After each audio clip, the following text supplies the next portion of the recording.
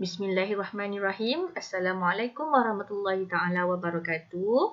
Apa khabar semua? Diharap berada dalam keadaan yang sihat dan telah bersedia untuk memulakan sesi PDPR kita pada petang ini. Baik, hari ini kita akan teruskan sesi PDPR kita dengan subjek fiqh dengan tajuk muamalat bersama-sama saya Ustazah Aisyah. Baik, kita teruskan pembelajaran kita pada hari ini. Baik, kita teruskan dengan pengertian muamalat. Ada sebahagian kelas yang Ustazah dah ajar tentang tajuk ini dan ada juga kelas yang belum lagi Ustazah ajar. Jadi hari ini Ustazah akan ulang semula tajuk pembelajaran tajuk muamalat ini supaya kamu betul-betul faham tentang apa itu muamalat. Baik, kita tengok dulu pada pengertian muamalat. Muamalat ialah aktiviti hidup seseorang seperti jual beli, tukar menukar, pinjam meminjam dan sebagainya. Okey, di sini dinyatakan bahawa muamalat itu ialah aktiviti hidup seseorang seperti jual beli. Seperti kamulah jual beli di kantin, jual beli di pasar ataupun berjual beli di Speedmart. Adanya penjual dan juga pembeli. Okey, kemudian tukar menukar. Tukar menukar ini adalah dikenali sebagai sistem barter. Bukan batu bata ataupun barter mentega, bukan. Dia adalah sistem barter yang mana sistem menukar barang dengan barang. Tetapi sistem ini adalah berat sebelah. Sistem ini digunakan semasa sebelum adanya sistem mata wang. Jadi apabila telah wujudnya sistem mata wang, sistem ini tidak lagi digunakan. Kemudian pinjam meminjam. Seperti kamulah di sekolah, pinjam pensel kawan, pinjam pemadam kawan, pinjam buku kawan. Tapi kena ingat, bila kita pinjam, kita kena pulang semula dan juga sebagainya. Baik, kita teruskan dengan hikmah muamalat. Di dalam buku teks ada 6 hikmah, tetapi hari ini saya terselitkan 3 dulu di sini. Hikmah yang pertama adalah memelihara dan memupuk keadilan dan amanah. Kenapa muamalat ini memelihara dan memupuk keadilan? Sebab di dalam muamalat ini ada satu sistem, iaitu sistem yang memberi keadilan kepada penjual dan juga pembeli. Kerana apa? Penjual dan pembeli kena berlaku jujur dan amanah. Okey, kedua, sentiasa tolong-menolong. Kenapa muamalat ni tolong-menolong? Kerana kita menolong orang yang menjual dan orang yang menjual pula menolong orang yang hendak membeli. Kalau semua menjual, siapa nak membeli? Dan kalau semua orang nak beli, siapa yang hendak jual? Baik, yang ketiga ialah memelihara hak asasi individu dan masyarakat.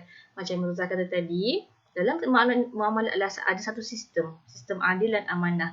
Jadi disebabkan ada sistem dan syarat-syarat yang tertentu, dia akan memelihara hak individu dan masyarakat supaya tidak berlakunya penipuan dan penindasan.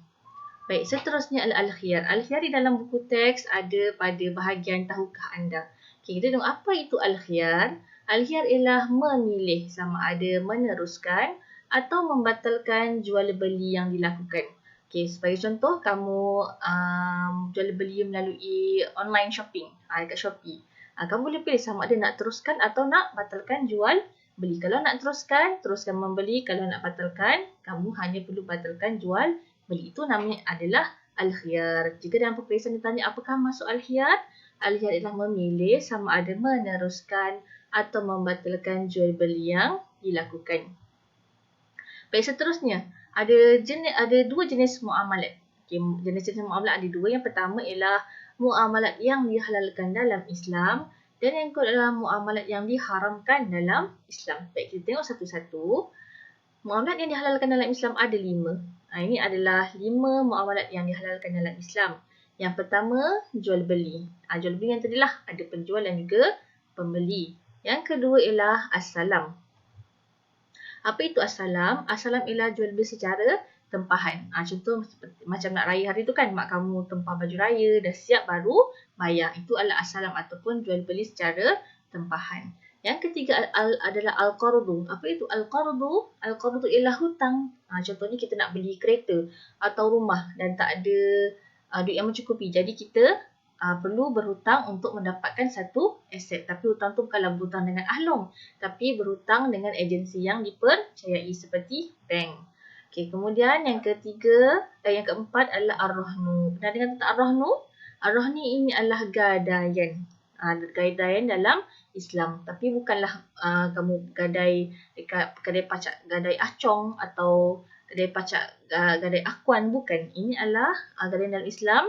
Kita buat gadaian kepada agensi-agensi yang berautoriti. Yang akhir sekali muamalat yang dihalalkan dalam Islam adalah syarikat. Baik, kelima-lima muamalat ini kita akan kupas dalam tajuk yang seterusnya dan sesi yang akan datang. Hanya kamu perlu tahulah muamalat dihalalkan dalam Islam ada 5. Baik, satu lagi yang terakhir adalah muamalat yang diharamkan dalam Islam. Ada satu je.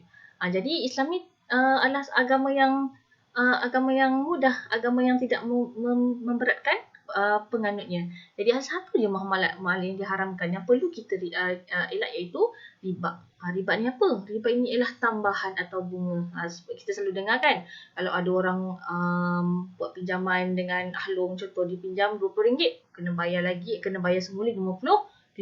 Kemudian kalau lambat bayar pula, kena lagi tambah RM5. Sebagai contoh, itu adalah tambahan ataupun bunga-bunga yang tidak sepatutnya yang menimbulkan penindasan. Baik, itu sahaja untuk tajuk muamalat pada kali ini.